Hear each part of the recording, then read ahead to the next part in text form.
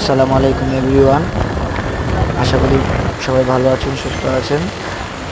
আমার অনেক দিন ধরে ইচ্ছে ছিল 125 সিসি বাইক নিয়ে একটি লং ট্যুর দেওয়ার জন্য, এবং শেষ পর্যন্ত আমার ভাইয়ার সেলুটো 125 সিসি দিয়ে আমি ঢাকা থেকে জাফলং থেকে তমাবিল 0 পয়েন্ট ঘুরে আসলাম, এবং এখান থেকে জাফলং থেকে আবার শ্রীমঙ্গল এসেছিলাম।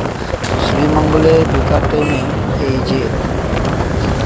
শ্রীমঙ্গলে ঢোকার পর একটি জিনিস লক্ষ্য করতে পেলাম, সেটা হচ্ছে রোডগুলো খুব আঁকাবাঁকা, যেই কারণে আমি বান্দরবন ট্যুরের সময় হাং দিয়ে আমার যে প্রবলেমগুলো হয়নি এই 125 সিসি সেলুটো দিয়ে সেই প্রবলেমগুলো হয়েছে। এক হচ্ছে গাড়িটি খুবই হালকা, আর তুলনামূলকভাবে গাড়িটির গ্রিপও খুব কম হচ্ছিল, তার কারণ হচ্ছে চাকাটা খুবই চিকন।